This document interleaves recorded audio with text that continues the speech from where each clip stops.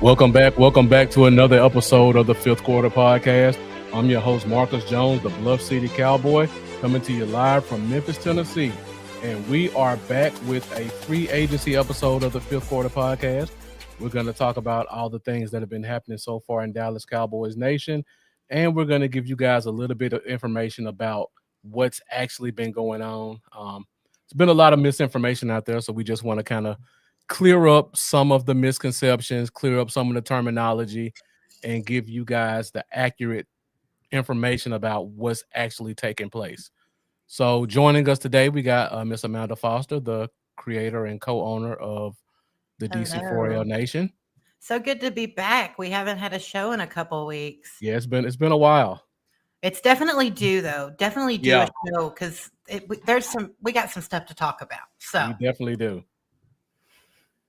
All right, so I see we got quite a few people joining us. Got quite a few people watching from Facebook. So for you guys watching from Facebook, thank you for joining us. If you're not watching on Facebook, be sure to join the DC4L Facebook group. A lot of great content, a lot of great information, accurate information about what's going on in Cowboys Nation. So for you guys joining us on X and YouTube, if you get a chance, go over to DC4L on Facebook, hit that like button, and give us a follow. And for those of you watching on Facebook, if you haven't done so already, please go to YouTube, find DC4L, hit that subscribe button. Also find me at Bluff City Cowboys. Hit that subscribe button as well. yeah. All right, so we got Jeff joining us. Jeff, thank you for tuning in. I always appreciate Yep, your yeah. support. We also got another Jeff Tyler joining us. So Jeff Tyler, thank you for tuning in also. So we got both of the Jeffs in the comments tonight. But for you guys who are watching, this is an interactive show. So make sure that you follow the Jeff's lead. Get in those comments, ask us your questions, make comments about what we're talking about. Let us know your thoughts and questions. All right, so don't have a lot of structure tonight. Just wanted to talk about free agency a little bit and go through some of the terminology and then also talk about some of the moves that have been made so far as they tie to the different levels of free agency. All right, so let's go ahead and go into it, Amanda. So first of all, we'll talk about the different types of free agency. There are several different terms that are getting thrown out there. I know a lot of people don't understand them, so we want to try to clear those up tonight. So, in the offseason, there are three types of free agents. The first type of free agent is what's called an unrestricted free agent. That means a player played under their rookie contract or played under their veteran contract. They've met the terms of their contract. The team chose not to re-sign them, and now they are open to sign with whatever team they like. We have a couple of players like that right now. We have a veteran in DeMarcus Lawrence who played out his veteran contract. So now he's able to sign with whatever team he likes. And then we also have a rookie like that, Chauncey Golston, played out his rookie contract 4 years. Now he is not under contract and he's able to sign with any team that he wishes. So that's kind of the basic type of free agent. Player played out their contract, the team hasn't signed them, and now they are able to go wherever they like. All right, so the second type of free agent, that is what's called a restricted free agent. And Marty Vall, longtime listener, thank you for tuning in as well. Definitely appreciate your support. Second type of free agent is what's called a restricted free agent. So a restricted free agent, they are also a player who's played out their contract, but for certain reasons, they are not considered unrestricted. So they are free to sign with any team they like, but the original team has the ability to block them from going to the team that signed them. And we're going to talk about that in a second, how certain teams can block them. We have a player right now. and Kavonte Turpin, who's a restricted Right. free agent, and that's kind of what he's going through right now. There's been a lot of misinformation out there about where can he sign and what will we give up and is he worth it. So we're going to talk about those in a minute as well. And then the last type of free agent. This is the one that rarely happens and it rarely gets talked about. Man, and we had 2 this year. We had 3. 3? Was it 3? I know we had Wanye, Brock, Brock and who was the Hoffman. third? Never mind. Brandon Aubrey. I thought he's under contract one more year, I thought. You're right. He is under contract. Okay, sorry. No, you got me worried now. Hold on. Don't mess with me like But the good thing about an exclusive rights free agent is it's exactly what it is. They have no rights whatsoever. They can only sign and negotiate with the team that they're on. If that team offers them a contract, they have to sign it. So those are the 3 types of free agents. Exclusive rights free agent is basically like a guy on the 3rd year of his contract, but for whatever reason, he's not under contract for his 3rd year. It's kind of confusing. We'll talk about it in a minute. And while we talk about free agents, Marty Vall asked the question. Amanda, I don't know if you were the one that spread this one or not, but I'll let you answer it. No, okay, Marty, look, I have been messing with the admin team for a few days now, and I told them I was just practicing. It's very, very important to understand that if a player is not on our team right now, they're not being signed. The legal tampering period for free agency starts Monday. Cowboys can't even technically, I'm sure we all know it probably happens, but technically you can't talk to nobody until Monday. And then Wednesday, I think it's noon, is when the new league year begins. And that's when you can start signing players. So no, we haven't signed Amari Cooper yet. We can't sign him. I mean, we technically can't even talk to him. So all these people that are out there spreading nonsense, they just want you to interact with them. They want you to click and comment on their post. Follow DC Farrell, and you won't have to worry about that. We don't post anything, even though I messed with the admin team about it. And I'm on board the bring back Amari Cooper bus. Don't get me wrong. I would like it, but no, we have not signed anybody yet except our own players. All right. So that's the different types of free agents. If you guys have any other questions, feel free to put them out there.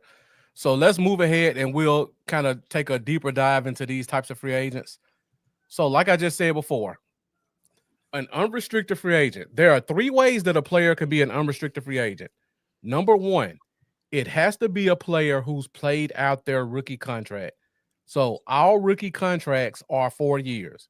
That means that player has played all 4 years of his contract.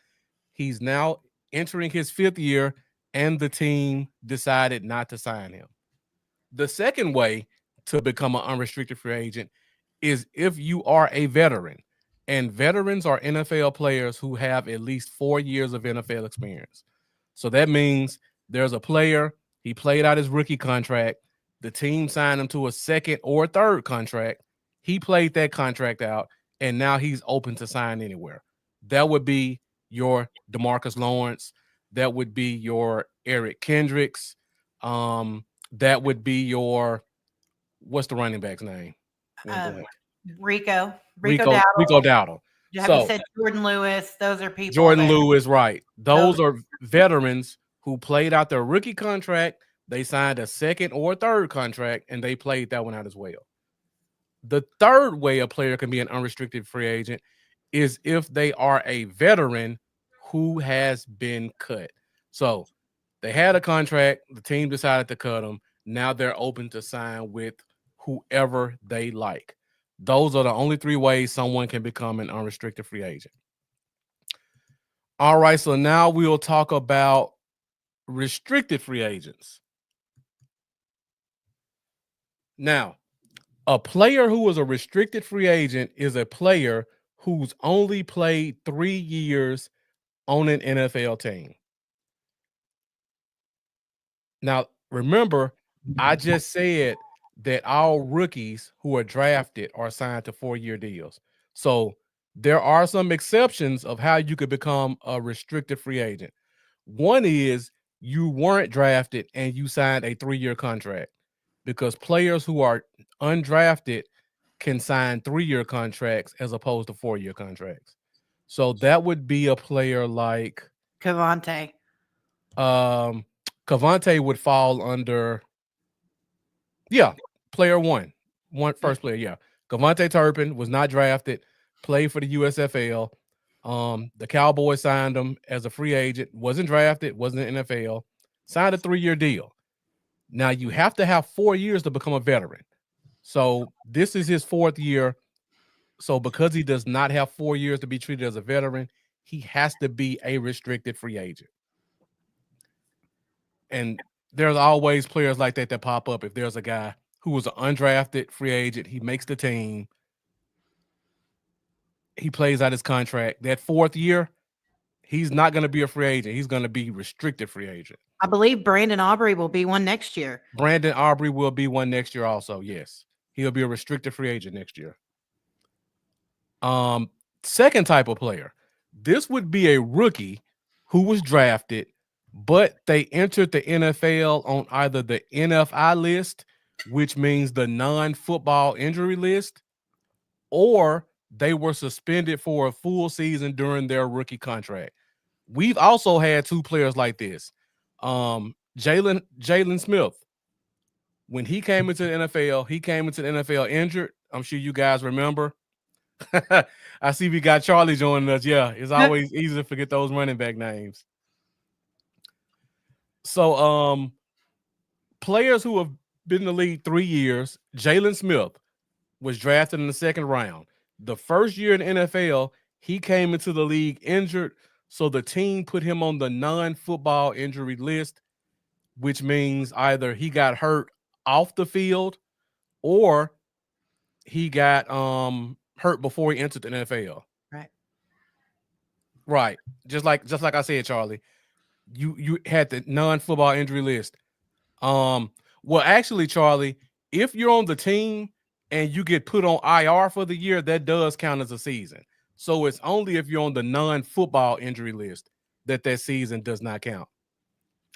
And then the second part of number 2, if you're suspended for a full season under your rookie contract, and of course we all remember our defensive end Randy Gregory, who seemed like he played for 7 years under his rookie contract because he kept getting suspended for a full season and he could never hit free agency. And then the last way you can become a restricted free agent is if for some reason you were a rookie, you signed a contract, and you ended up going on the practice squad for at least a year because you don't get an accrued season on the practice squad. So you may have had you may have been in the league for 4 years, but one of those 4 years you were on the practice squad, and in your 4th year you can become a restricted free agent. All right, so we'll talk about the last one and then we'll move ahead. So, exclusive rights free agent. Remember, this is the one that doesn't have to happen often. It just so happened that this year we had several guys that met that criteria. These are players who have only played 2 years in the NFL. There are really only 2 ways you could become an exclusive rights free agent. One, like I just said, for restricted free agent, you spent 2 years on the non-football injury list on your rookie contract. So that means your contract is 4 years. 2 of those years you're on the non-football injury list, which don't count towards an accrued season, or you got suspended for 2 full seasons like Randy Gregory. By the time your contract ends, you don't have any rights. You have to sign whatever the team gives you. The second way you could become an exclusive rights free agent is if you were undrafted, you signed a 3-year contract, and you spent multiple years on the practice squad. And that would be like a Brock Hoffman. Brock Hoffman went undrafted. He spent 2 seasons on the practice squad. He spent 2 seasons on the actual roster. Now his contract is ended, and now he's considered an exclusive rights free agent. So basically, whatever contract we offer him, he has to take it. And just like you said with Brandon Aubrey next year, Brock Hoffman will be a restricted free agent next year. So kind of like what we just said before, we're going to have the right of first refusal on any contract that he signs. Yeah, I think, and that's probably a good thing. So Yeah, I think he's going to have a good year. I think so too. All right. So we just talked about the different types of free agents. Everybody knows what the franchise tag is, so I'm not going to go over that one. But the one we really need to talk about is the restricted free agent tender. Yep. So, like I just said, you have a player, they're a free agent by title.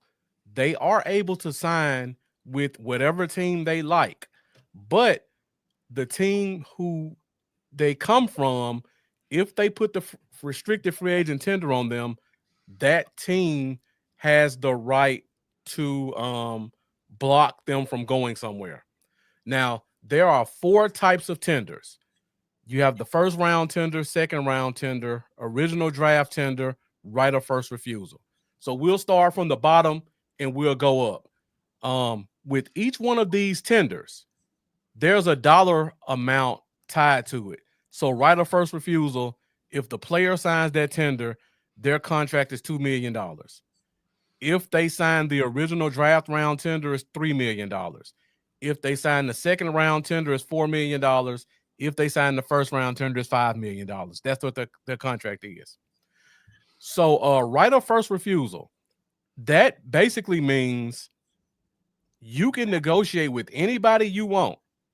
But if you sign a contract with another team, we, as we'll say the Cowboys have the right to match that contract.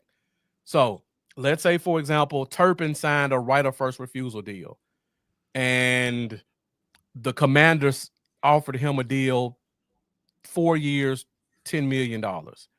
He signed that contract. He's a Washington Commander.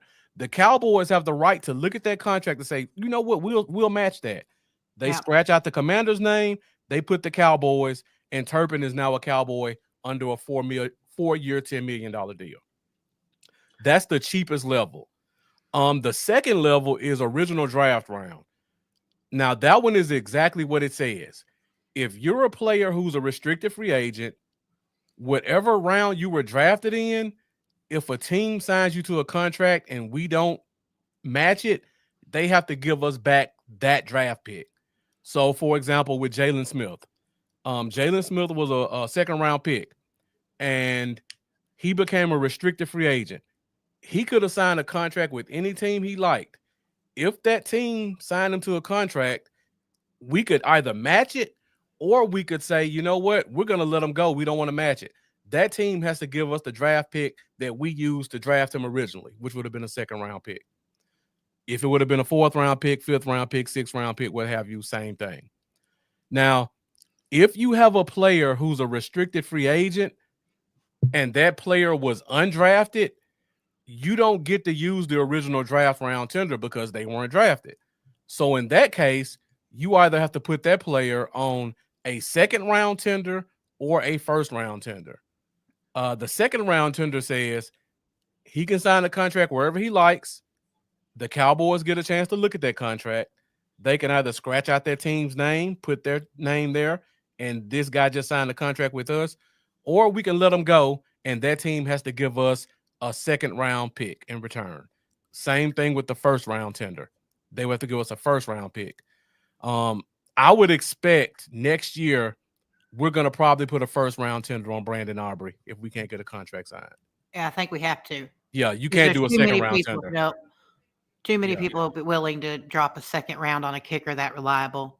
Exactly. So, and the other thing about that is, if we were to have done a right of first refusal for Kevontae Turpin, he's a great kick returner, punt returner. Some team may say, you know what, I'll overpay him a little bit just so we can get him off the Cowboys roster.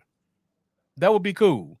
Very few teams are going to say, I'm going to overpay a punt returner and give up a second round pick for him. So that kind of gives us the protection of teams may not want to sign him because they don't want to overpay and give up a pick Yep. for a punt returner. So for the people who think Turpin might be gone or next year Brandon Aubrey might be gone, I would temper your expectations. I actually think that there is a good possibility that Bones up in Tennessee tries to convince the Titans to give up a second for Turpin. I can see that, and I'll take it. I will too. I mean, you That would can't be pass the up. 33rd pick, right? 34th pick. Tennessee has the first pick or 34th. second pick. So they have the second. Yeah. Who has the first pick? Is it Oakland? I think no. No, it's the not Oakland. Patriots have the fourth. Trying to remember. I'm not quite sure. Oh, but well, I know that it's a good pick. the Titans have the first or the second pick. So if they want to give us the 34th pick for Turpin, I'll take it, and I'll draft Golden or whatever fast receiver drops in the second round, and we just got a replacement that's younger and cheaper. For a longer term. Longer term, yeah. 100%. Thank you for clearing it up, Charlie. Jalen never became a free agent. We signed him early. He was gonna become a free agent, but the example that I use of how he became a free agent is still relevant. But like you said, he never actually became a restricted free agent. So thank you for clearing it up, Charlie. Hey, the Chargers just released Joey Bosa. What? That's what Law just posted. He just retweeted it. Hold on. Breaking news. It says Jordan Schultz. It says the Chargers are releasing 5-time Pro Bowler pass rusher Joey Bosa. I don't know.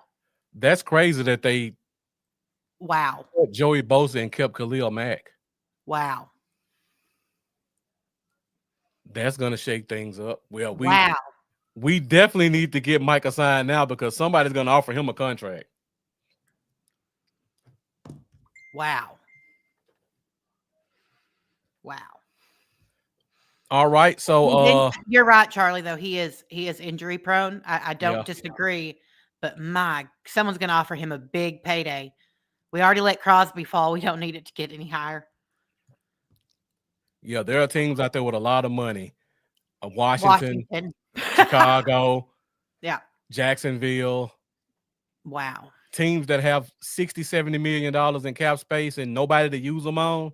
Man, somebody will throw him a big contract just because the Bears they have to make sense.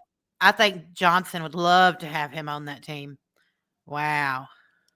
Pair him with what's the defensive end they got from the Commanders? Montez Sweat. Yeah. Yeah, Sweat and Bosa. That's a pretty scary that is defensive end group. Very reminiscent of what was in Detroit with Hutchinson and now I can't think of the person's last name, but Charlie doesn't think he'll get that much. I just say if a team who has a lot of money and not a lot of people to spend it on want to get them, they might. But I could see a team like the Niners trying to get a team-friendly deal to let him play with his brother. Yeah. Or Washington's where I'd start looking. That or Philly seems to always have money. I was gonna say I didn't want to say Philly, but I was thinking Philly. That wouldn't be a big contract, but I could see them being a team that would definitely try to sign them. Would make sense. All right, so we just talked about the free agents. Let's talk about restructuring because I know that one's kind of been a sore spot on social media for the past couple of days. So contract restructure. Mark is trying to get me worked up. The number one thing to remember with a restructure is the player does not take a pay cut. Amen. It is a restructure. Their contract stays the same. It's just shifting money. And usually when people say a player is doing a team a favor by taking a restructure, 99.9% of the time they're not. Basically, they have a salary for that year. And NFL players get paid their salary weeks 1 through 17. So if they make $17 million, they're going to get $1 million a week for 17 weeks. If they do a restructure, instead of doing $1 million a week, they're going to get $16 million in one paycheck in April instead of having to wait. So they get one lump sum. That 16 million is then spread out over the rest of the contract. So I tried to make an example. I'm trying to figure out how I can show this. Hope I don't get a lot of feedback if I do it. While you're pulling that up, Charlie is spot on here. So oftentimes it's very much included, and it's called a void year. If you look at the way, like, let's look. I know you're bringing up an example, but let's look at Dak. Dak has void years until 2032. That doesn't mean he's going to play on the team until 2032. It just allows them, because right now he's an 89 million cap hit, but we restructured his contract today, and they're giving him that big lump sum up front, converting it to a signing bonus, and then spreading that money out. And then with those void years, it makes it so you can spread it out even further and not affect your cap that way. That's why we owed him, even if we didn't extend him last year, it's how we owed him $40 million this year. It's that's exactly what it is. It's just that they're getting their money in advance. They don't even have a choice. I don't want to get worked up on it, but I kept seeing people praise CeeDee Lamb, called Dak greedy. And either way you look at it, they had no choice. They can't be like, oh, I want my contract restructured. It's not how it works. The Cowboys say, we're going to restructure your deal. They don't even have nothing to go with it. It just, the Joneses choose when to do it. Yeah. And like Charlie said, especially with the Cowboys, almost every contract they write, the second year has a built-in restructure. And it's just whether or not the Joneses want to trigger it. I'd kind of thought maybe they wouldn't with Dak's. I was very curious to see how they'd handle Dak Prescott's, because they could have not touched it, because there were other places they could have found money. Yeah. They didn't have to touch that. It clearly stated that Dak is not, going to be a cut in the next couple of years. They intend to play him out most likely. All right. I was trying to make an example. So let's say this is a player. Nobody in particular. I just put a random player. This player signed a 5-year deal, $40 million, $20 million signing bonus. So the first column is his base salary. So as you can see, year one, he's getting paid $1 million, 5, 4, 4, 6. That equals the $20 million base salary. The signing bonus is spread out equally over the life of the contract. So that's 5 years. I'm going to have to add a couple of lines in here. All right. So let's say in year 2, the team decides our cap is getting kind of tight. We need to find a way to make some more money, to get some more cap. No, I'm sorry, not make more money, to get more cap room, because they're just shifting money. So what they'll do in a restructure is they'll take that player's base salary and they will take it down to the veteran minimum, which is usually $1 million. Now, what happens with the rest of that money, they reduced it from 5 to 1. So that means there's $4 million of money that's left. They spread that out over the rest of the contract, but because there's 4 years left on this one. So let me change it so I can make my point. So let's say this was 6 and this was 5. Okay. So now year 2, the player's making $6 million. We want to get some money on our cap so that we have some space to make some moves. We're going to take his salary for this year down to $1 million. So that means we're going to restructure $5 million. So we're going to go 1, 2, 3, 4. But he only has 4 years on his contract left. So now we have to add in a dummy year. so that we can spread it over a fifth Yeah. year. So now what that does is it takes our cap hit from this year from 10 million down to 5 million. I'm sorry. From 11 million down to 6 million. So we just created $5 million in cap space. Let me check real quick because I think my math might be off. So we went from 10 to 6. My mistake. We went from 10 to 6. We just created $4 million in cap space for this year. Now, the money's still going to get paid out over the contract. It's just not going to be in year 2. So this is typical to what teams do with players. They take their base salary, they take it down to $1 million, and then whatever is left, they spread it out over a 5-year period. Now, they could add 2 dummy years, they could add 3 dummy years, whatever they want to do. But at the end of the day, it's going to affect this dead money category. So right now, you see in year 5, the dead money is 0.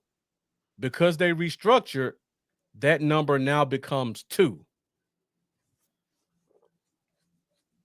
Because you have this year, this one, and this one that are dead money if you cut the player in year 5. So it's not, like Charlie said, it's not something that's evil. It's just shifting money around from one year to the next.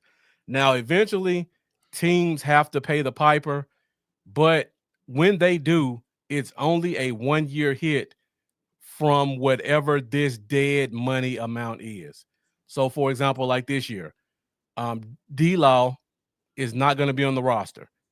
We have a dead cap hit of whatever that number is because we restructured him in years past on his contract. Same thing with Zach Martin. Yeah. Every year, there's going to be a player who you're able to restructure to help soften the blow from prior restructures. That's the way the contracts are written. That's the way the salary cap is built. So when you see a guy who's gotten a restructure, don't think he's doing the team a favor. Don't think he's killing the cap. All of this stuff is maneuverable. And if all things fail, you always have the ability to cut a player and save money also. And that's when you get into your June 1st cuts and just outright cut stuff like that. So I just wanted to go through those examples just to give you guys an idea of what a restructure looks like. It's very beneficial, like, and that's what people don't seem to understand.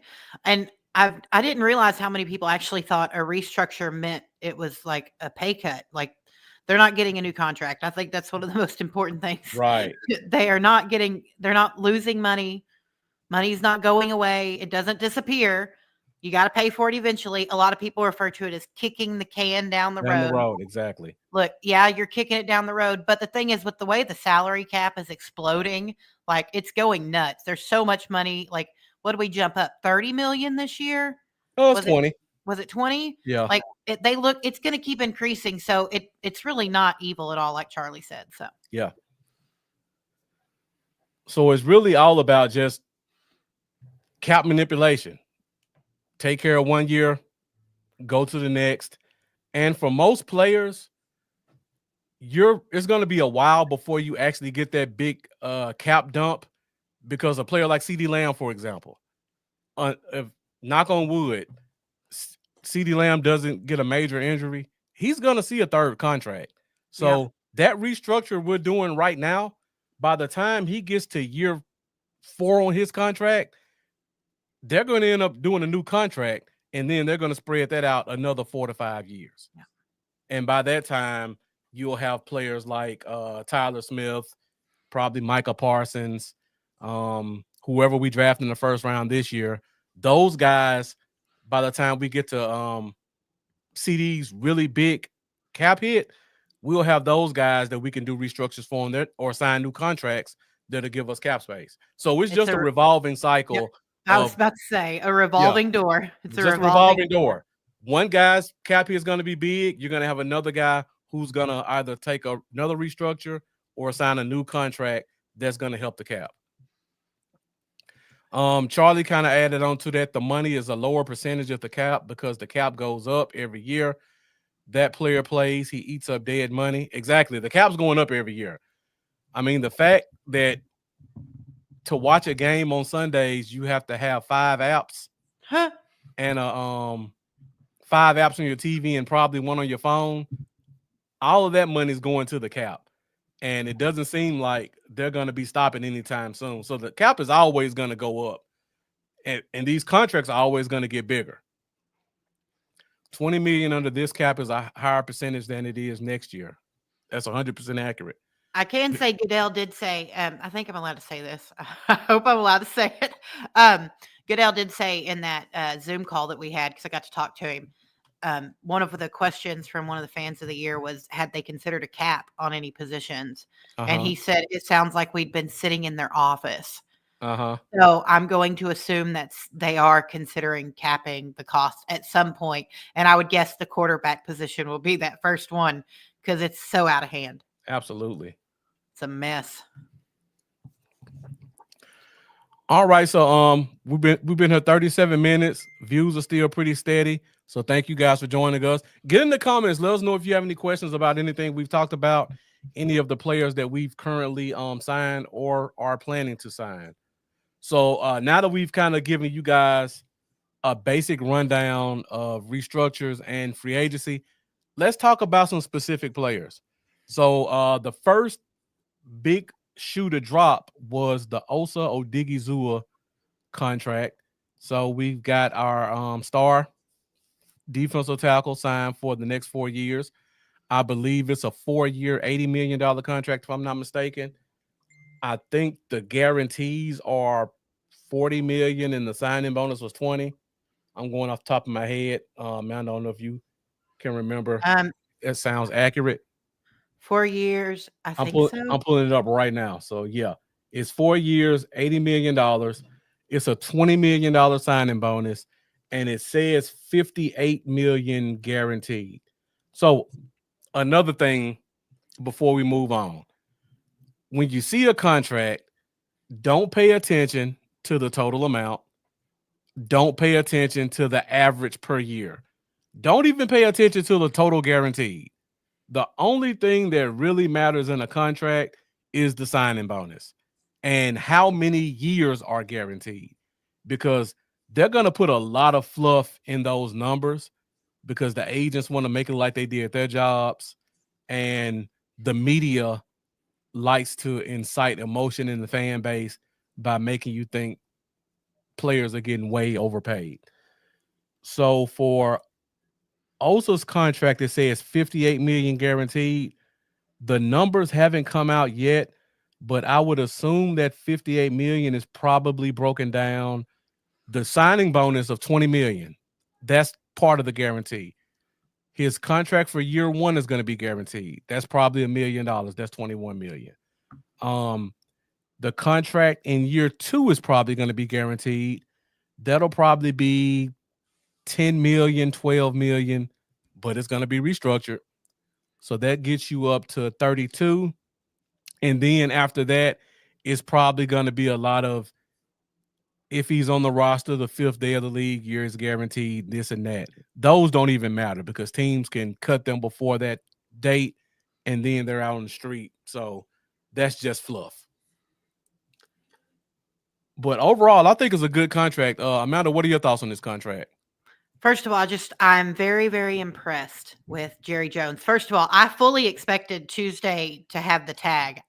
That was what I expected. Jerry doesn't get contracts done, 1, early, and 2, never less than market value. And Jerry hit both of those points. So I was impressed. It's a very, very well-structured contract too. His hit this year is $6.5 million, I believe. I think it was really, it's a very well done. And like Charlie said, he's not even like top 10 highest paid. People don't understand. They want people to get sacks. That's what they see. That's, when they think defensive line, they want to see the sacks and the pressures. Look, First of all, there's more to playing defense than getting to the quarterback. It's important, yes, but there's more than that. And Osa's been reliable. Knock on wood here, very not injury prone. Homegrown talent that we needed to lock down. Jerry knocked this one out of the ballpark. So Yeah. Just like you said, he's a defensive tackle. And I think when people think about sacks, they think, well, everybody gets sacks. no. A lot of defensive tackles don't really get sacks. I mean, I'm looking at the list right now of sack leaders, and I only see 5 defensive tackles who have more sacks than Osa at 4.5. So he may be at the bottom of the total sack list, but in terms of defensive tackles, he's 5 to 7. And we got him, like Charlie said, 15th highest paid defensive tackle. He led the defensive tackles in NFL in quarterback pressures. Yeah. So we've got a guy who's top 7 in sacks and led the league in pressures for defensive tackles. On top of that, we ran him mainly in a 2-gap scheme, which means he couldn't really pin his ears back and go to the quarterback. That's not what we're running this year, by the way. That's not what we're running. Not under Eberflus. No, and let me tell you something. I think we're going to see an entirely new side of Osa. I think that Eberflus, one thing I'm excited about, look, everyone here's Chicago, and I have to say this, they think Chicago Bears, they're not that good. Eberflus was not a good head coach. There are so many people that we, time and time and again, see these coaches come in, and they're not successful as a head coach, but they're really good as a positional coach or, as a coordinator. And Eberflus is a dang good. I almost said something else. A dang good coordinator. And I think we're going to see the best of Osa we've seen yet. I'm really excited to see Osa in this system. I agree. And Matt Eberflus comes from that Rod Marinelli, Money Kiffin school of cover 2, Tampa 2 defense. And the 3-tech is pretty much the catalyst for how that defense creates pressure. And Osa's going to be right there in that position, being the guy who's going to be the catalyst for interior pass rush to open it up for the ends as well as the linebackers. So we got one of the best at that position in the NFL. We got him to what I would consider a team-friendly deal because, like Charlie said, 15th highest paid defensive tackle, led the league in pressures, top 7 in sacks, top 3 to 5 in every important defensive tackle metric. The coach who helped draft him, the defensive coordinator, is now a head coach for a team with a ton of money. He was going to be gone. He was going to be gone if we didn't sign him. And probably it was going to be for more than $20 million a year, too. A lot more. So, yeah, this was a great overall contract for the team. It was a good way to start off free agency for the year. Looking forward to seeing other moves, but to me, that one was a really good start. I'm full agreement. And and just on that note, have you noticed how quiet Jerry's kind of been? Yeah, normally, outside of today, he's been really quiet. Yeah, normally he's so loud. Like every day he's got a new conference. And I think the only reason they really got him today is because of the retirement presser. Mm-hmm. I mean, he was there. He had to speak to the crowd. It was, I don't know. I want to reserve my hope. But it does feel a little different so far. So most important, we didn't have to use that franchise tag to have a placeholder while we would negotiate the contract. At $25 million. Yeah. That's a big, big tag. Yeah. So we did end up restructuring Dak and CD. If we would have done the franchise tag, we would have had to have done it. Now they just did it. I don't know why. Amanda, why do you think they restructured Dak early? Okay, look, I'm a very hopeful person, but I'm also very reserved because of the history that that the Cowboys have in free agency. This is very unlike, if you look back to last year, they could have got CD done. They drug that out through camp. Then you got Dak the day the season started. You got him. I don't know. I want to say were going to be. They didn't have to. They That's didn't what have makes. to. They did not have to. With Osa being signed, they still really had. They did not have to open up any money yet. Yeah. So I'm hopeful that Especially not that much. no. Does that mean they're going to do something? Maybe Jerry is so tired of people running their mouths, like, and with absolute reason. It's not just running it out of, Yeah. just we're not just talking out of the side of our head here. Jerry's done nothing for so long, and then you've got Philly. I mean, 2 NFC East teams were in the NFC Championship last year. Maybe that woke Jerry Jones up. That had to be hard. I mean, that's a pretty big slap in the face when you think about it. So I'm hopeful that we're going to make some moves. Yeah. Even if they wanted to re-sign Jordan Lewis and Chauncey They didn't Golston need. and even Eric Kendrick, they still didn't have to do that with Dak. They still had enough money. Oh, I'm hopeful. Let's see. We'll see. Do you think they're going to make some moves? I mean, they kind of have to. Anybody, if you've looked at our people under contract right now, it's not very impressive. Yeah. I don't, if I remember right, we have what, 35 or 40 players under contract. It's I don't even think we can like really field a full team. Yeah. I mean, we can, but it's not going to be a team that anybody else wants to play. It's like high school. It's extremely thin at several positions. We don't have any running backs. We only have two defensive tackles now and 1 linebacker. Okay, Jeff. Okay, I've seen this said a lot, and I want to notate this as well. Micah Parsons is a $25 million cap hit this year. It's already allotted. It's set in stone. The money's already there. By signing him, if they choose to extend him, it's going to open up. It's going to open up money if we sign him. That's the truth. If we extend Micah now, it's opening up money. So you don't even technically need money, the restructures for that. But there's no, I know I saw a few posts, but like to Charlie's point, Charlie saying that Jerry said we're not going to be aggressive in free agency. But the issue is, okay, I've seen that, but I've also seen John Machota. I can't pronounce his last name. Machota, yeah. Yeah. I've seen John Machota, Jane Slater. They're contradicting that because 105.3 put out that that we're just going to fill all the holes in the draft. And then Steven said we're going to be selectively aggressive, and Jerry's saying we're not going to be aggressive at all. And other people are saying, sources are saying they're already looking and making calls. So it's really hard. It seems like there's a lot of smoke and mirrors right now. I don't know what we're going to do. Yeah. There's a ton of smoke and mirrors. You can't fill every hole that we need in the draft. There's just no way. Yeah. No way at all. Back to your point about Micah, his 5th year option is $25 million. Right. Even if the Cowboys were to make him the highest paid defensive player ever, it would still clear about $12 or $13 million on the cap. Because it'd be about a $10 million hit that first year. About 12. 12. I was thinking 10, but probably 12. Yeah.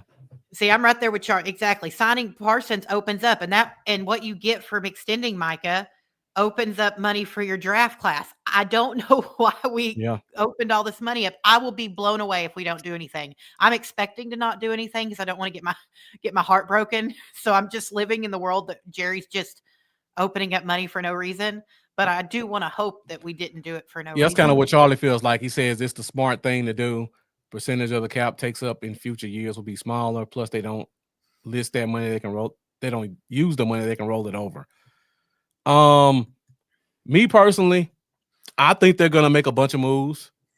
I don't think it's gonna be a bunch of moves that the average Cowboy fan will love. When I look at the history of the Cowboys, for some reason, defensive coordinators always have the ownership's ear. And we can go back in the past 5 years. You can look at Dan Quinn. You can look at all the former players that he brought in, Dante Fowlers, all the safeties, all the linebackers. He wanted a big safety to kind of be his Cam Chancellor. Brought in J-Ron Curse. You brought in Neal to play some linebacker for you. You brought in a couple of his old defensive tackles. You brought in several of his edges. Going back before that, you go to last year. Mike Zimmer, Carl Lawson, the big defensive tackle, Eric Kendricks. The defensive coordinators normally have the front office's ear, and they normally get them a couple of players that they like. You go back to the Mike Nolan years. We brought in Dontari Poe. We brought in the kid from Tampa, Gerald. I'm going blank with names when I'm live. But we brought in 2 defensive tackles. We brought in a defensive end. We brought in a linebacker, all from Mike Nolan's past and Jim Tom Sula's past. So whenever they bring in a new defensive coordinator, they normally give them a couple of pieces. And I think Matt Eberflus may be the most well-respected defensive coordinator we've had since Rod Marinelli, because he comes from that tree. Jerry really likes him. He really respects Marinelli. I'm expecting to see 4 or 5 defensive signings. Now, they're not going to be names that blow people away, but I expect to see, it looks like we lost Amanda, but I expect to see 4 to 5 defensive signings on this team. To give a couple of names, I think we're going to get a safety. I don't know who it'll be right now. Chicago has released a linebacker who was a starter last year. Is not going to be a name most Cowboys fans know, but I expect to see somebody like that. Shaq Leonard from the Colts dealt with injuries a couple of years. I could see him being brought in. The defensive tackle from the Jets, Javon Kinlaw, former first-round pick, has a connection with our defensive line coach. I could see him being brought in. I could also see the defensive end for the Jets drafted by the Niners. The name escapes me, but I can see him being brought in. I can see another corner being brought in. I can see about 5 or 6 players brought in on the defensive side of the ball. And then I think we're almost definitely going to sign a guard on the offensive side. And I'm keying in on Will Hernandez. You don't think they're going to move? I think that it's Adams, right? Yeah. Okay. I think Adams is going to move BB over to right guard. I think that makes the most sense, especially given that's his former coach. It seems I haven't seen a ton of people talking about it, but I kind of feel like that's very much in the realm of possibility, simply because if you can find a center, because Hoffman can play center too. Hoffman can play center. So it's very feasible that Adams is going to put his former right guard back at right guard, especially with that position wide open right now. I agree with you, and I can definitely see that, but I don't think it hurts to have depth. Oh, I don't think so either. I'm surprised they didn't re-sign Chuma. Like, I'm surprised we haven't seen that move yet, but I guess no one's going to really go after him probably. Right. So yeah, he was a league minimum signee last year. They can take their time with that one. We still have a Sim Richards who played fairly well when he got his opportunity. We still have Big Nathan Thomas that we drafted last year. We didn't get to see him at all. No, so he's gonna fit in there somewhere. You saw Bass, right? Isn't that his name? Or Ball? TJ Bass, yeah. TJ Bass, yeah. Yeah, TJ Bass. He's not playing tackle anymore, but he's definitely a quality backup at he could be a swing guard. I just expect it doesn't hurt to have depth. And as much as I love BB, he hasn't played guard in the NFL yet. No. He played left guard in college. He would have to play right guard because Tyler Smith isn't moving. Right. Wishful thinking, maybe they would consider it, but I don't think they would. So he will be playing a new position. And if we brought in a Will Hernandez and he just so happened to be the starter, it wouldn't be the worst thing in Cowboys Nation to have a Brock Hoffman or a Cooper Beebe as a backup, because injuries happen and you have to be able to have a next man up who can fill the role. So I don't want fans to get upset if we bring in a guard and think we're just gonna cut Hoffman or BB. Yeah, Hoffman didn't. His contract was pretty minimal. Hoffman is an exclusive rights free agent, Right. so he's getting a league minimum contract. Yeah. $1.5 million.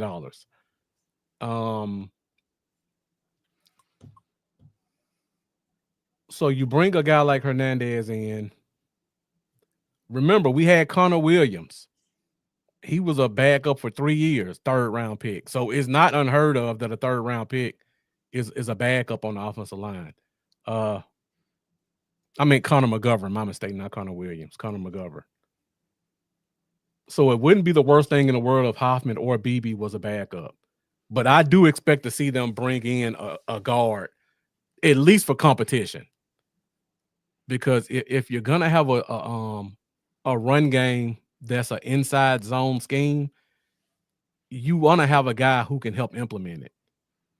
Just like I think they're going to bring in some linebackers and defensive tackles on the defensive side of the ball to help kind of speed up the learning process. I'd really hoped we brought back Kendricks. So far, we haven't made that effort to do so, but he played phenomenally for us last year. He did. I was very impressed. Good veteran presence, and we are linebacker needy. Yeah, so definitely. I would bring him back. I hope they do. Yeah, somebody made a post on X asking if we had the chance, would we rather sign Kendricks or Bobby Wagner? And if you look at them stat for stat the past 2 years, the stats are pretty much identical. The only difference is Bobby Wagner has the Legion of Boom. A bigger name. Bigger name, right? He's just a bigger He's got name. that Legion of Boom label, and Eric Kendricks doesn't. But the stats are the stats. Jeff, as much as I would love that, I see your comment. Look, I love that too. I just don't know if we're going to spend that kind of money. That's a lot of money. Yeah. Same thing. We're definitely not signing Milton Williams because whatever Osa got, his contract starts there. The Eagles aren't going to get as lucky as we got. He's probably going to end up in Washington after they do whatever they do with their two big defensive tackles. It makes me so angry when I think about all the money Washington has. I know. They've got so much money. They can basically do anything they want. Yeah. Dan Quinn could buy a Super Bowl if he wanted to. Yeah. They really could. Well, he gets full access. He can do whatever he wants. It's clear. I mean, we saw that the start of it last year, and then he made it to a championship game. Goodness, they're going to let that man do whatever he wants. And then he's going to blow the lead in the Super Bowl.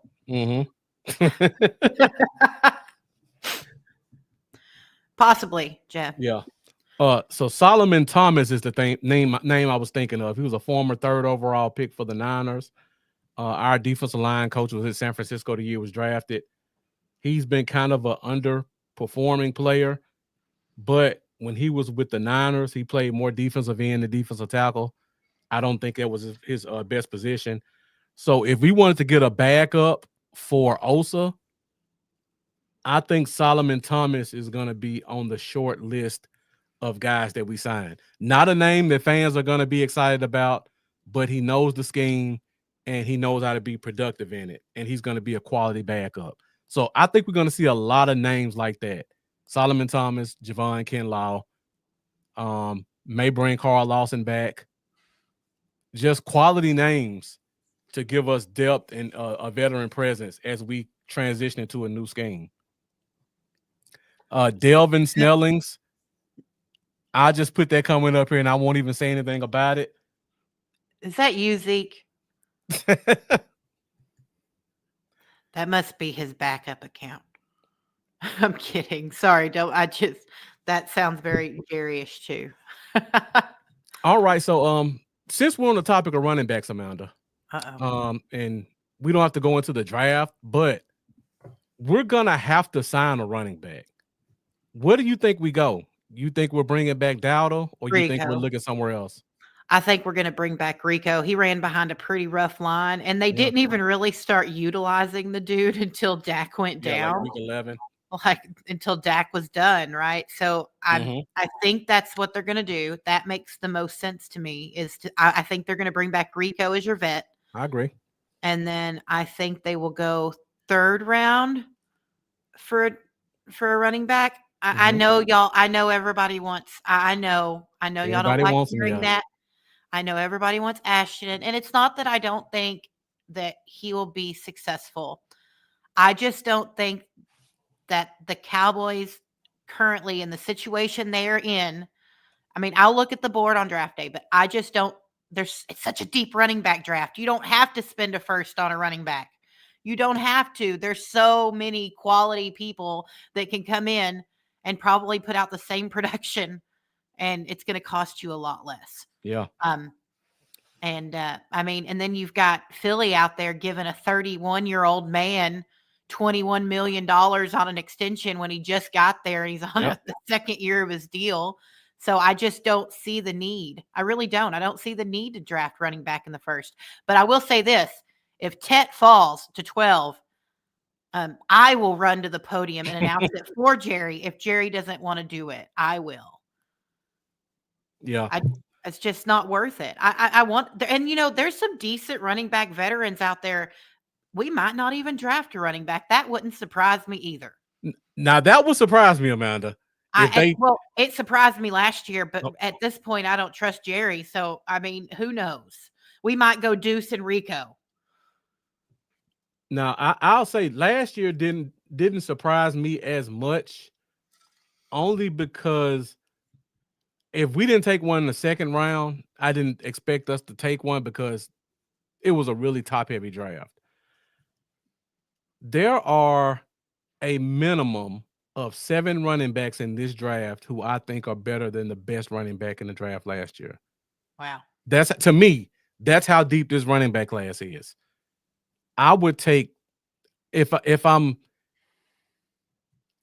I would probably go 9 running backs, to be honest.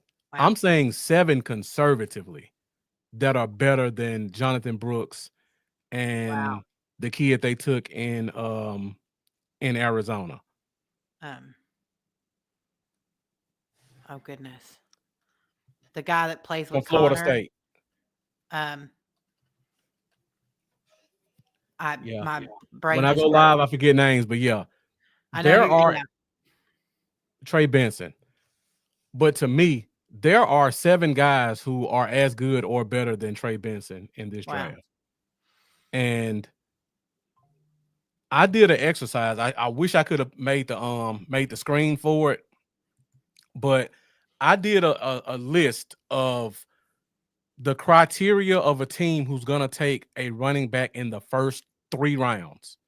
So, in order for a team to take a running back in the first 3 rounds, in my opinion, they either don't have a bell cow, and they don't have at least 2 good running backs. Let me grab my list really quick. It's right here. Let me guess. And if I'm gonna, y'all, I haven't talked to Marcus about this, but my guess would be that he's gonna say there's probably only about 8 to 10 teams that need someone. That's my guess. 8 to 10 teams of someone that needs one in the first third. Okay. Okay. So, first 2 rounds, these are teams who have a bell cow running back or a young running back they use the high pick on. Baltimore, they're not taking a running back, probably first 5 rounds. The Dolphins, they've used 2 third round pick or better on running backs. The Rams drafted Blake Corum last year. They got the kid, that's the starter. Kyron Williams. The Seahawks, they used a second round pick 3 years ago. Kenneth Walker was a second round pick 4 years ago. The Cardinals still have James Conner. They drafted Trey Benson last year. The Lions, don't even need to talk about them. Huh? The Packers, they have their bell cow that they just paid a lot of money to. Josh Jacobs. And they drafted a running back in the 4th round. He was hurt last year, but very talented. The Jets, they have their bell cow. They used a high draft pick on a running back last year. The Colts, they have their bell cow. Now, the Colts may go third round, but definitely not first or second when you have the running back they have. The Titans just paid Tony Pollard. They love their backup running back. They're not taking a running back in the first 2 rounds. The Eagles, self-explanatory again. The Commanders, they have Brian Robinson. They still have Austin Eckler. Austin Eckler. They may look in the third round, maybe, but definitely not first or second. The Bucks, I mean, all 3 of their running backs were amazing last year. They probably won't even take a running back in the draft. Yeah, Bucky Irving was impressive. Exactly. And he was a 5th-round pick last year. So they're definitely not taking a back. Yeah. The Falcons, also self-explanatory like the Lions. And then the Panthers. The Panthers just paid a running back who came out of nowhere. They used a 2nd-round pick on a running back last year. So that's 1, 2, 3, 4, 5, 6, 7, 8, 9, 10, 11, 12. That's 16 teams who will not take a running back in the first 2 rounds. Probably not the first 3. And then I have a list of another 5. I got the Saints who just paid Kamara.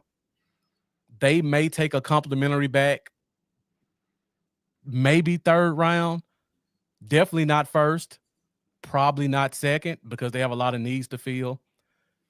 I got the Giants. The Giants got a lot of holes to fill.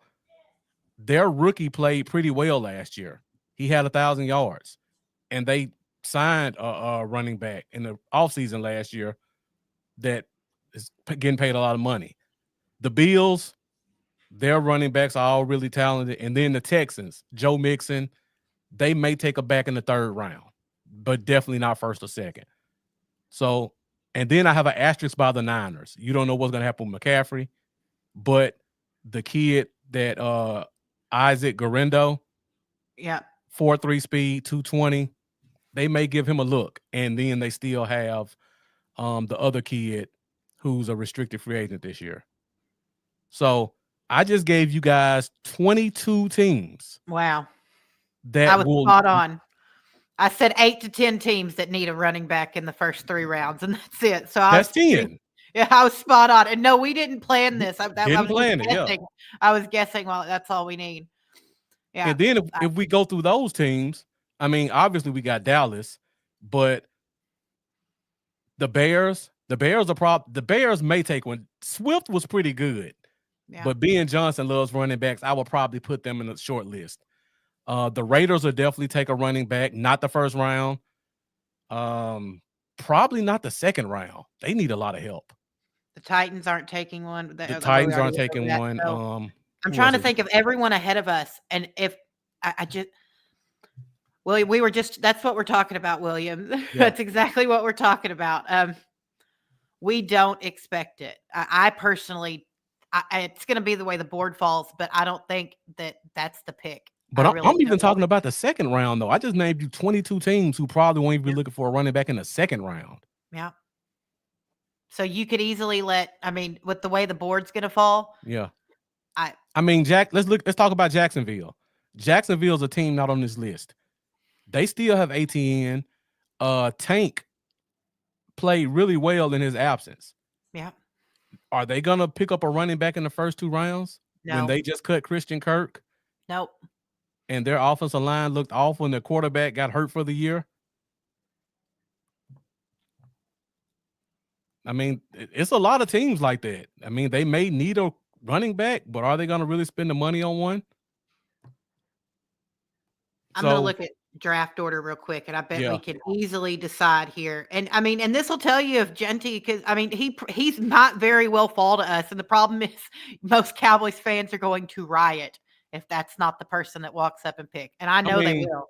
I mean, just for me personally, I'm trying to figure out if we can get Judkins or Sampson or Hampton in the 2nd or the 3rd. I think one of those guys are going to fall to the 3rd because you said running back in the 3rd round. Yeah. I think there's going to be a Hampton or RJ Harvey or Quentin or Judkins. I think one of those guys may fall to the 3rd. That's the what? That would be the 42nd pick. No, it won't be the No, 76th. 76th pick. 72nd or 76th. 72nd, yeah, something like that. So yeah. So I'm looking. So you've got the first pick is the Titans, and that's probably going to be Ward. And then you've got the Raiders pick next, and most people have that being Shadur. That's most people think Shadur is going there. And then most people think I don't know if I agree with this, but people think that New York, the Giants are going to take Hunter. I just saying, I think they need a quarterback way more than they do corner, wide receiver. I don't even know what he's entering the draft as, both.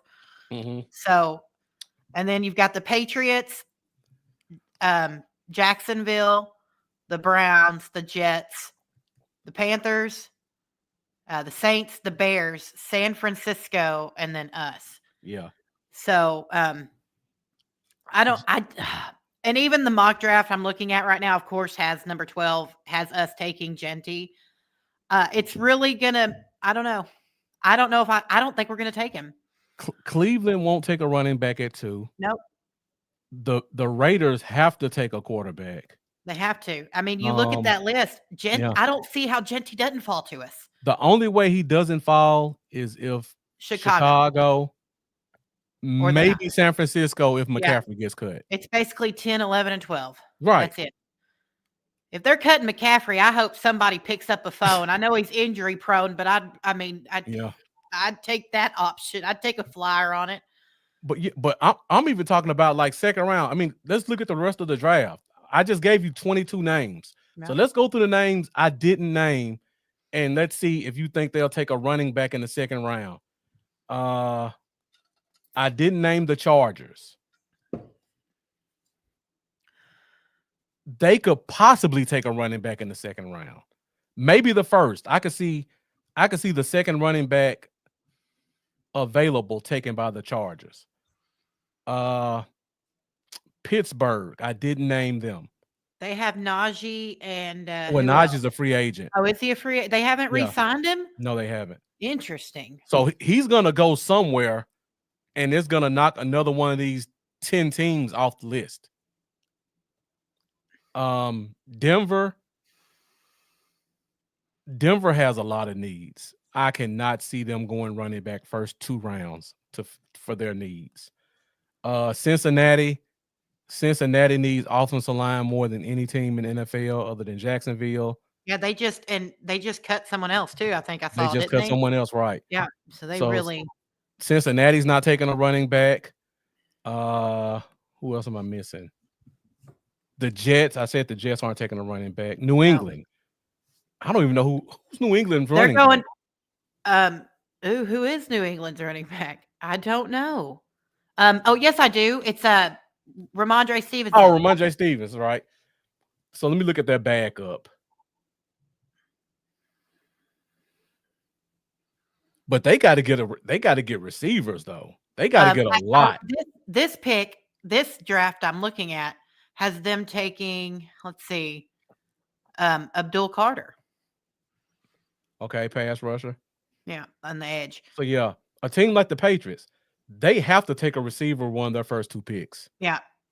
I wouldn't be surprised if the Patriots take Tet though. That's kind of my thought because I think he'd do really well with Drake May. Yeah. I think that would be a really good. But I'm just looking at second round. What team in the second round would take a running back? Because I think a guy's gonna fall that we really like. I do too. I think. In fact, on this mock draft that I'm looking at, which is just someone's mock draft, the only running back that is drafted in the first round on the mock draft that I'm looking at right now is 1, and they have it at 12. That's it. So I really think that if we weren't to, the problem is you don't want Genty dropping to an NFC East team. So I don't know. It just depends on what the Cowboys do. I don't think, but William, the problem is they just cut Joey Bosa. Yeah. They literally released Joey Bosa. They're not taking one in the first round. They have too many holes. Yeah. So I have 7 running backs I really, really like. If I had any one of those 7, I'd be happy. And then there's another 3 If our veteran was good, I'd be happy with them. I think one of those 7 is going to fall to the 3rd round just off the numbers game. Because I feel like the second round is going to be defensive tackles, linebackers, Edge. and probably corners. You think That's where the is it a deep corner draft? I'm not a big it's not a deep corner draft, but I don't think there are a lot of great corners who will go first round, but I think there are a bunch of them who are good enough to go second round. So I think that's going to be the corner and defensive tackle round. It's a lot of good defensive tackles. So I could see us, if we take Tet at 1, there's going to be a defensive player that's too good to pass up at 2. And then in the 3rd round, there's going to be a Sampson or a Harvey or I don't think Judkins is going to fall that far. I wish. But a Sampson from Tennessee or a Harvey from UCF, I think there's going to be a guy like that. Or Giddens from Kansas State, our offensive line coach from Kansas State. It's going to be a guy like that who's going to be there in the 3rd round, and it's going to be a pretty good running back that runs a 4.4 and has 3 years of college experience who can come in and contribute.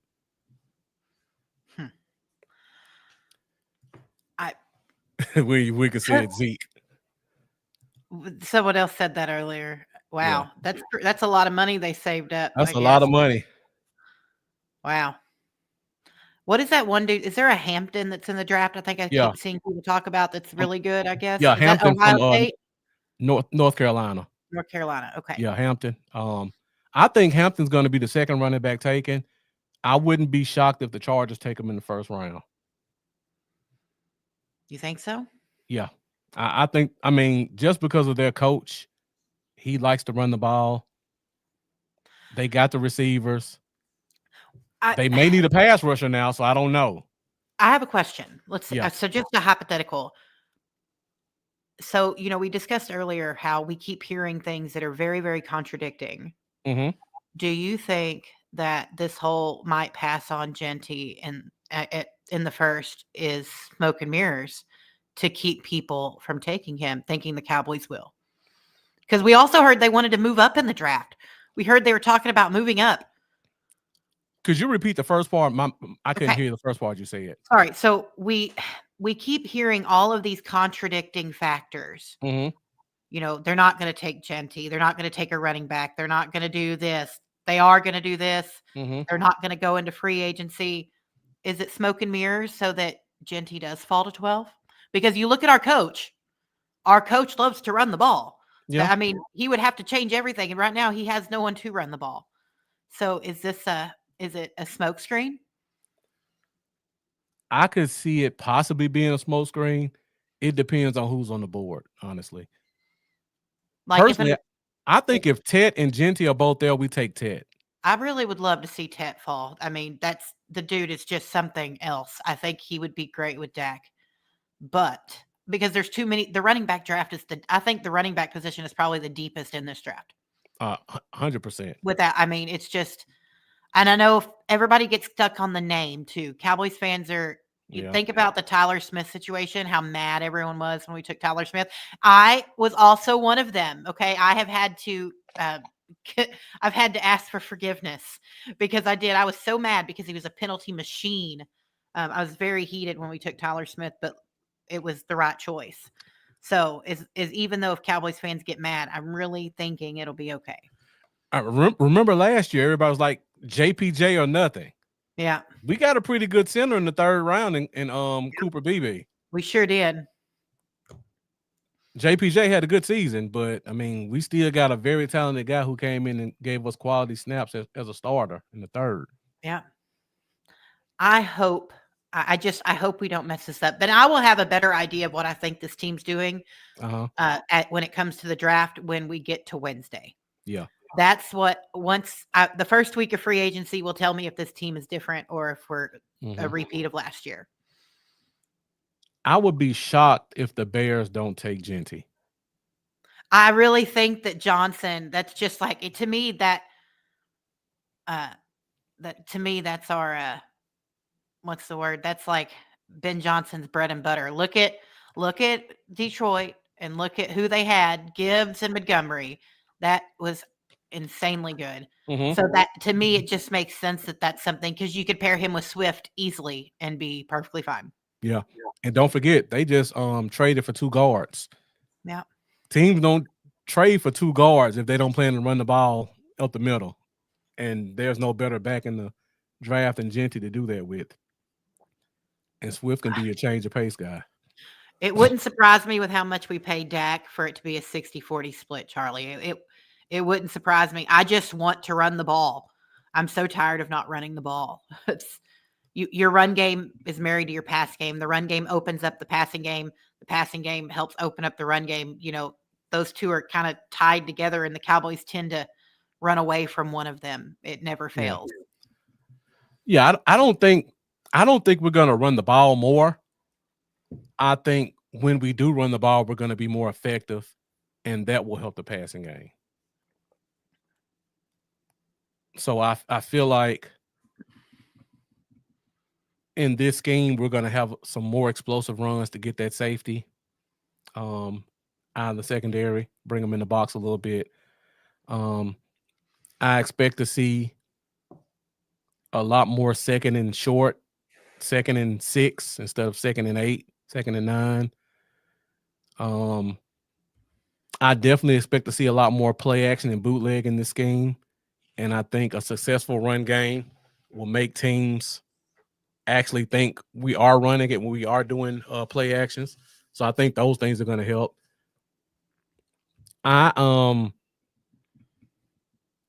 Unless the board is just dry and Genty's there, I just don't see Genty being the guy. And that's not saying he's not a great player.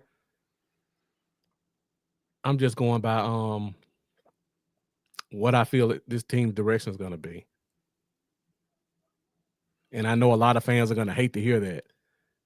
I think that there's other options that are just better.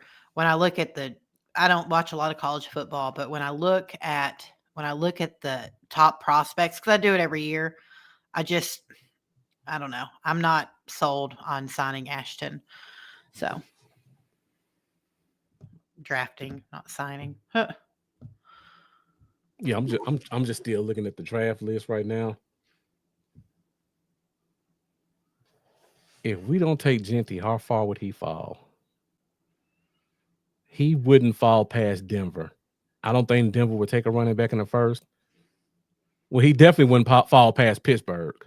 No, not if they. I mean, Pittsburgh picks at 21, 22. 22. Yeah, but they probably would trade up if he fell past us.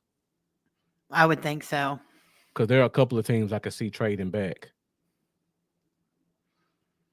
I don't see him falling to Washington or the Giants in the second. But free agency is really going to determine a lot of this. Because Aaron Jones is still out there as a free agent. Najee Harris, we just talked about that. He's going to be out there. Aaron only signed a 1-year deal with the Minnesota. Yeah. Okay. Yeah, he's a free agent. Ooh, and that's something else. I'm excited to see this whole quarterback play out with free agency because there are some quarterbacks out there that are available. Yeah. I mean, you got Sam Darnold. I was kind of shocked. I don't know what Minnesota. They've got JJ and now Sam looks to be making it to free agency, and I heard rumors that he might end up in Vegas. Mm-hmm. But I don't know if that's going to actually play out. So yeah, William Wiggins. I believe that. I think just Sean Payton's history. I think Henderson from Ohio State would be a much higher target for him than Genty, because Henderson gives him that X factor, Reggie Bush, Alvin Kamara type guy that he's always had on his teams. So I would really watch them with Henderson more than I would Genty. But I could definitely see if Genty falls, they would take him.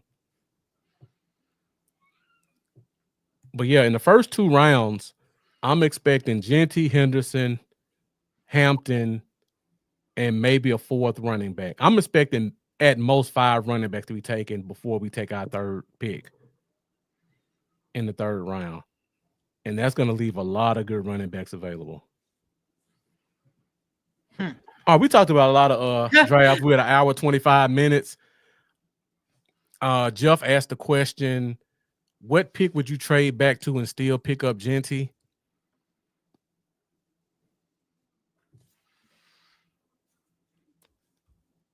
I think you could almost trade back to 15 or 16 if you wanted to. 17 maybe. The Bengals, they have Chase. Seahawks, 8. I mean, my only fear with that is, Jeff, if he falls too far, Pittsburgh's coming up if they don't sign Harris. So if we go back, Pittsburgh's going to leapfrog us. No question. I just think there's going to be somebody on the board they like more. It could be Ted. It could be one of these tackles. Pass rusher may fall. I don't know. Free agency is really going to tell the story for a lot of these teams, though. I'd be very curious to see what Chicago does, what San Francisco does, and the Giants in free agency, and in Dallas also, because they could just sign Harris and then we won't take a running back to the 4th or 5th round. That's an option. I mean, if we sign Dowdle too, yeah, I don't see them risking a first if you're going to re-sign Rico, right? I mean, I don't know. It's going to depend. You mean using a first on a running back? Yeah, I don't see them using the first if we sign Rico on a running back. I don't either. I just don't see that being something the Cowboys would do. Yeah, I mean Rico's not the best runner, but he's a good inside runner. If you give him a hole, he can run through it. He got 1,000 yards behind that line we had last year. You'd expect if the line was better, he could do the same or more. And you just give him a good complimentary back that can give you more than what we got from everybody else we had last year. Jeff asked the question, if we draft a tackle, do we cut Steele? I would probably lean towards no.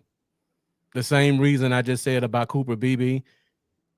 And I know fans will hate to hear this, but if Tyler Guyton was a backup for a year, it wouldn't be the worst thing in the world. I know we would hate to see a first-round pick as a backup, but if we could approve that spot and you give Steele one more year, and if he doesn't pan out, you save even more money next year and let Guyton step in that spot and kind of sit back and understand the game a little bit more, I think it makes us a better team in the long run. I was about to say, well, Rika got it for me. Because, see, that's the thing. He played so well at the end of the season. And he did it the same last season, too, if I recall. He played, really, really well at the end of the season. It just – and someone – I've even pondered, is it making up for Zach's, I don't know. It makes no sense to me. I just don't think cutting Steele's the right. We need Steele to be what he was at the end of the season, all season. Yeah. So. And without going too far in the weeds, our blocking scheme is going to change, and the way our tackles block is going to change. They're not going to be blocking for 4 or 5 seconds anymore.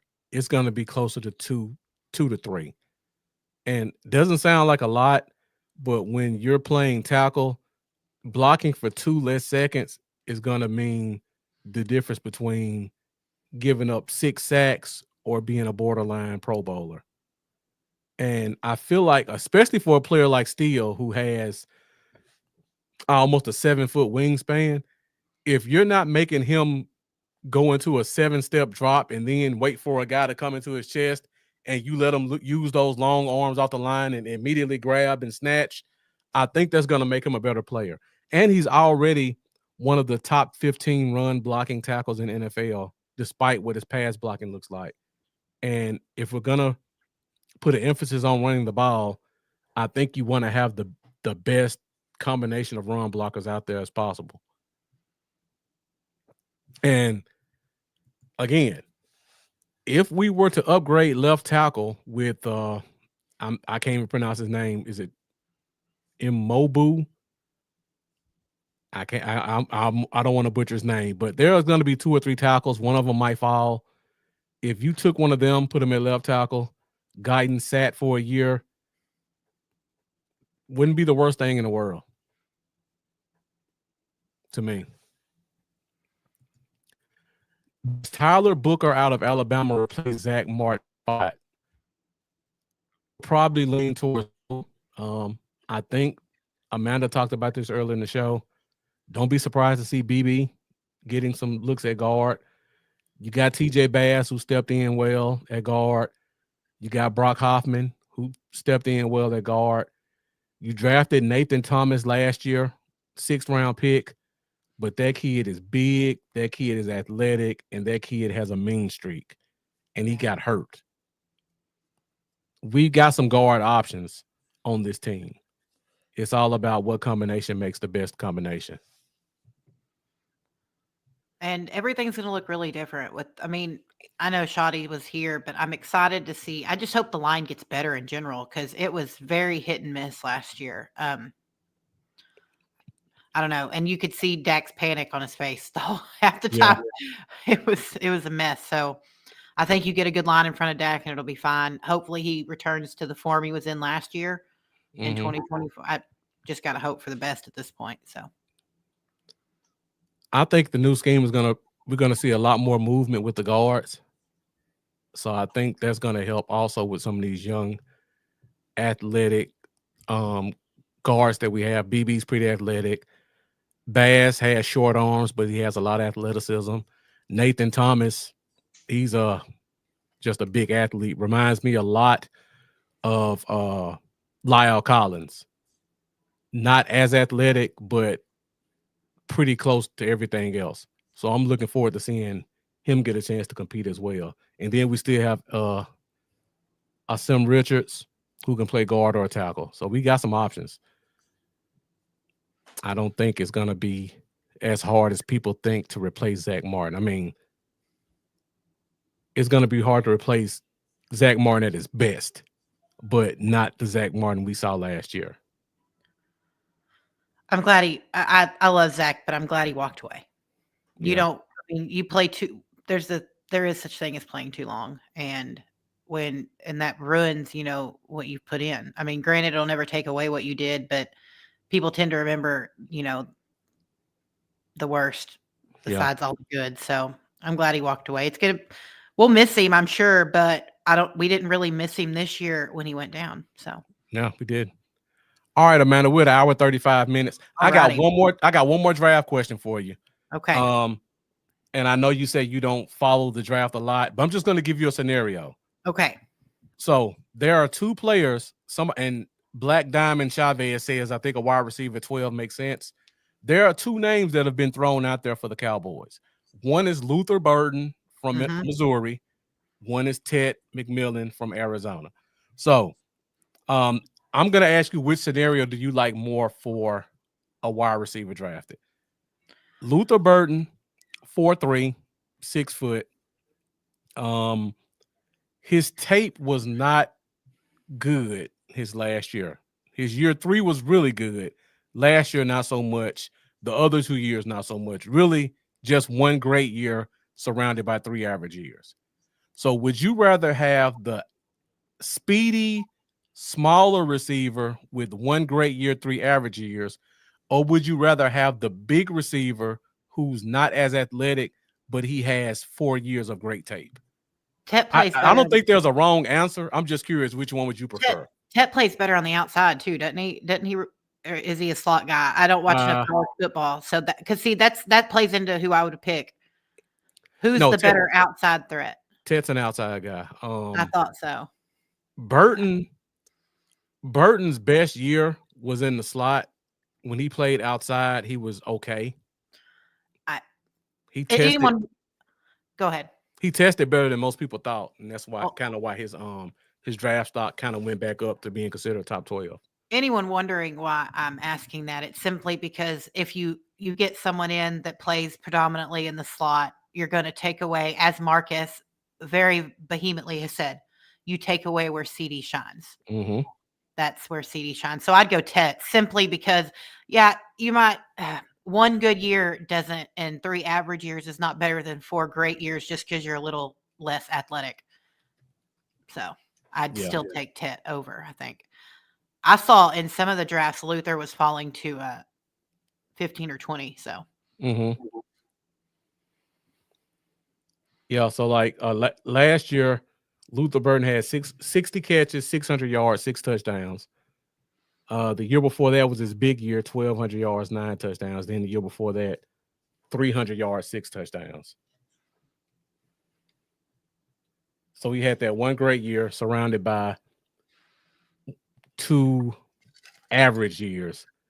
And then people talk about Tet has a problem with separation, but when you look at his 3 years, his first year he had 700 yards, 8 touchdowns. The next year he had 90 catches, 1,400 yards, 10 touchdowns. Last year he had 85 catches, 1,300 yards, 8 touchdowns. So apparently separation didn't cause him a problem for the past 2 years. Yeah, I'm taking Tet. So yeah. And that's kind of the same thing. We talk to free agency. You talk about Cooper Kupp. While Cooper Kupp, even if he's at his best, you're still pulling CD out of the slot because Kupp is playing 100% of the time in the slot. Now look, I'm all, and that's another thing too. There are so many free agent wide receivers that are pretty dang good. So I want to see what we do. I still am on the train. You know what train I'm on. I still think Jerry's going to do it. I don't even know if they're bringing him in at wide receiver 3. I just don't see a world in which Jerry doesn't try to make that headline. Very much like San Francisco making the Bosa headline. It would be the headline. So we'll see what we do. But it's so hard to sit here and talk about what I think they're going to do in the draft because I don't know what they're going to do in free agency. Yeah, we got to get past free agency first before we know what they do in the draft.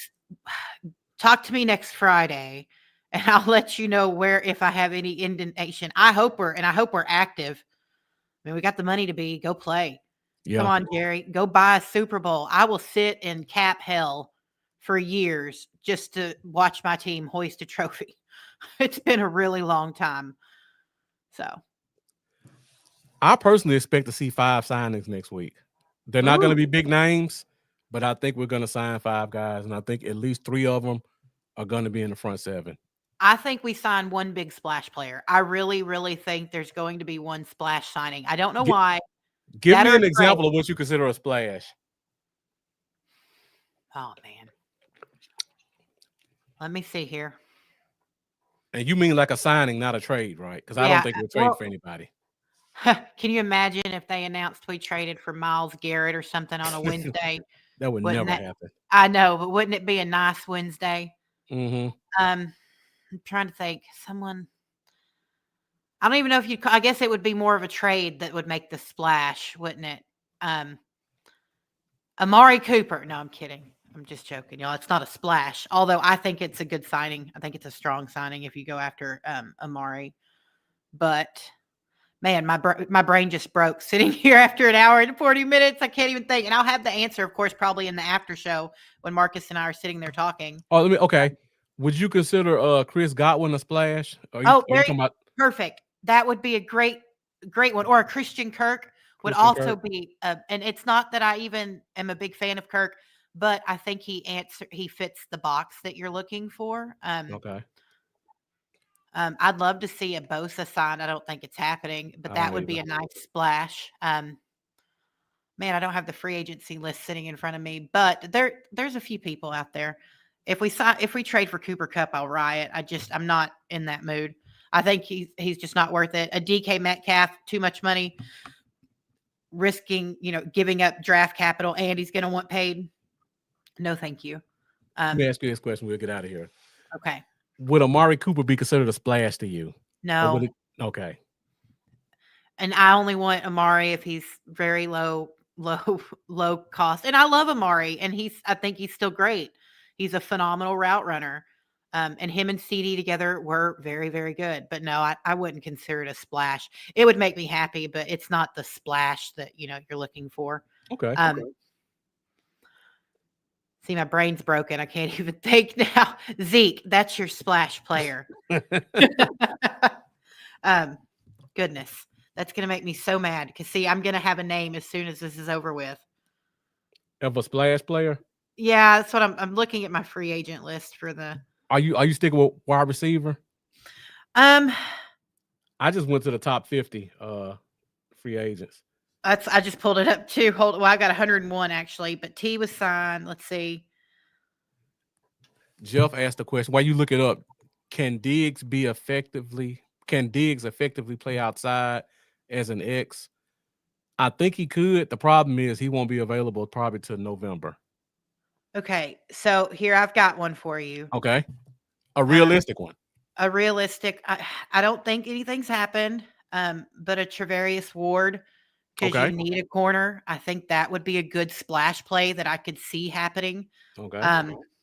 Wow, they've got Amari as number 13 in the NFL, so apparently he is considered a splash. Let's see. Dre Greenlaw, I mean, I'd love that. I don't see it happening. Too much money. Nick Bolton, I didn't realize he was a free agent this year. There's a lot of free agents this year. Huh. Hassan Reddick is a free agent? I guess he is. They traded him to the Jets, right? Or did he sign a 1-year deal? This says Khalil Mack is a free agent. So Mack is a free agent and Bosa was cut. They're definitely going pass rusher. Oh yeah, they're not going running back. They're not going running back. They can't.